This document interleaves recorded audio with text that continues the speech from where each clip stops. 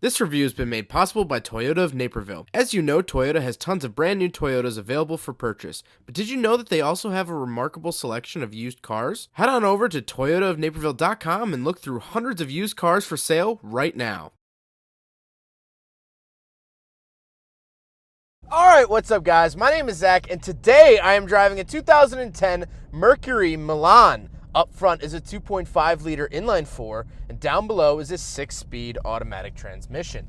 Guys, I am excited to be driving the Mercury Milan for one main reason, and that is that I haven't driven any more modern Mercurys. If you didn't know, Mercury was actually a sub-brand of Ford that fit in between Ford and Lincoln. Lincoln was their flagship luxury brand, and Ford was their everyday cars as well as fleet vehicles. So Mercury was a little bit nicer than Ford, but not as nice as Lincoln. And that left the Mercury name sort of in limbo for a while. Mercury actually went belly up in 2011, 1 year after this car came out, because of course, the financial recession that we were in, and really, as we'll find out later on in the video, there wasn't a huge market for this car. So we'll talk about that a little bit later on. Now, before we get on to the rest of the video, if you guys are interested in selling your car, please click the link in the description below. Cashforcars.com will buy your car with a salvage title, good title, running, non-running, whatever it is.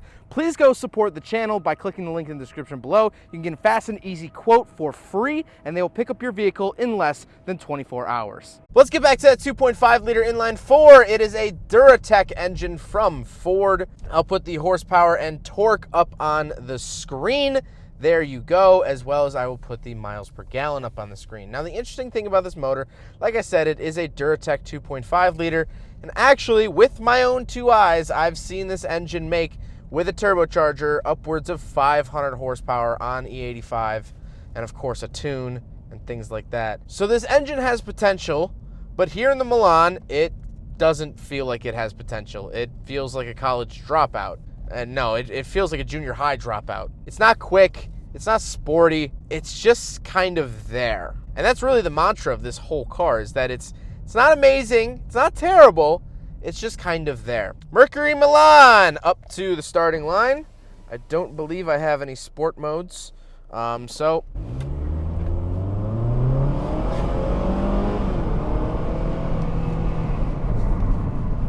yeah, that was like 35.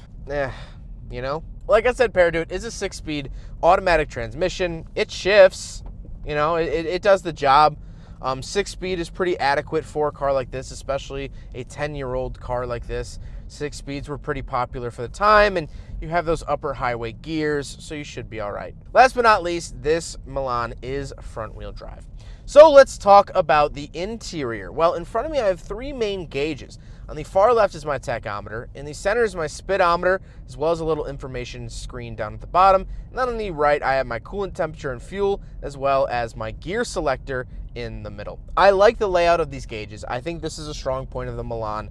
I like the look of them. They look pretty fresh. They have lights in each of the little lines pointing to each speed or revolution. And overall, I like the look of them. I think it's a classy look. It's definitely classier than the Fords of the time, so that is something that's a little bit more up brand. On the steering wheel on the left, I have my cruise control options, and on the right, I have my volume, skip track, media, and phone, as well as a giant Mercury badge in the middle of the steering wheel. This feels dated. This steering wheel does absolutely feel dated. Even for 2010, this feels like an early 2000s steering wheel. To the left of me, I have my headlight switches, gauge dimmer switches, and trunk popper. And on the door, I have my power locks, power windows, and power mirrors. Moving into the center, I do have a large cubby hole. Actually, you can actually open this for storage, which is nice. However, it does feel a little bit flimsy, but you know, at least you get something on the dash. Then I have 2 vents, which close very nicely. I think they look nice when they're closed.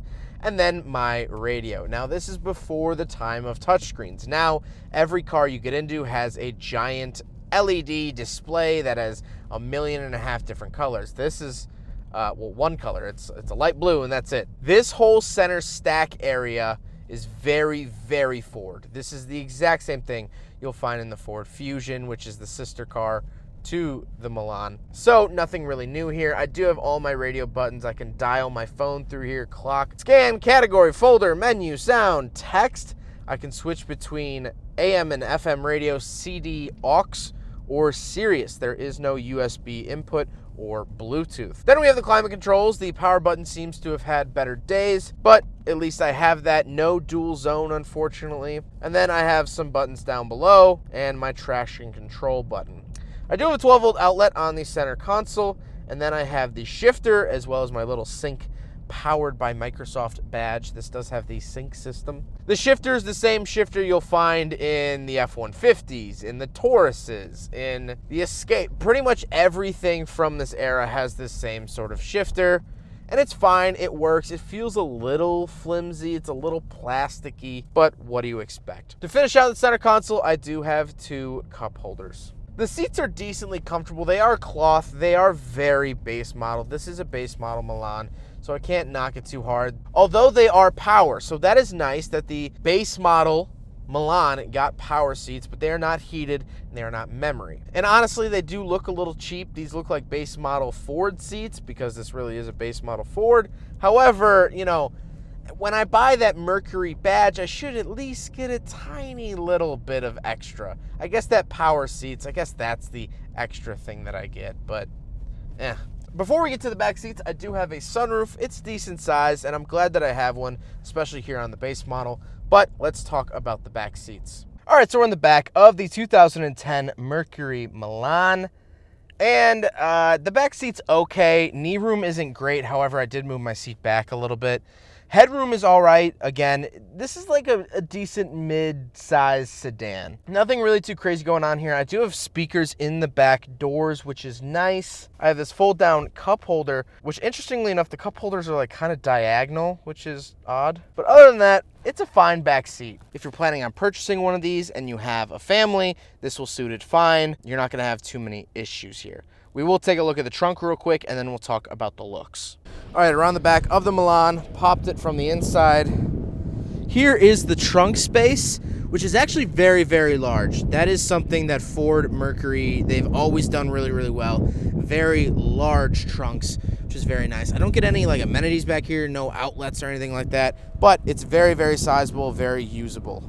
Now we got to talk about the looks. I don't care about the looks, really. You know, it is what it is. It's not a stunner, and it's not anything really that important or cool, unique, or different. I think this car will blend into pretty much any traffic jam, and no one will give it a second look. Is it as ugly as a rock? No, but it's not pretty. And that's actually the whole idea of this Mercury and what I'm really getting. First of all, I've driven a couple of Mercuries in the past. 2 Mercury Grand Marquis of the late 90s and early 2000s, and then a Mercury Cougar XR7. The Cougar was great. Came with a V8, real fun. And so were the Grand Marquis. Again, V8, rear-wheel drive, very luxurious, very nice cars. But as the 2000s progressed, Mercury started to strive away from that. With the Crown Vic going out of production in 2011, Mercury didn't really have a whole lot going for it. And so what was once this fun sort of off-brand company like Pontiac to GM, which also we saw how Pontiac ended, Mercury was this sort of fun off-brand. Like I said, they had the Cougars. It was sort of this sort of different flavor of the same food. But as the 2000s went on, Ford started losing money. Everyone started losing money. There was obviously the recession in 2008, which took a big hit. And yes, Ford prides itself on the fact that Ford did not need a government bailout, but that doesn't mean they didn't have to cut back. And so after a lot of long board meetings, Ford axed Mercury. They got rid of the name.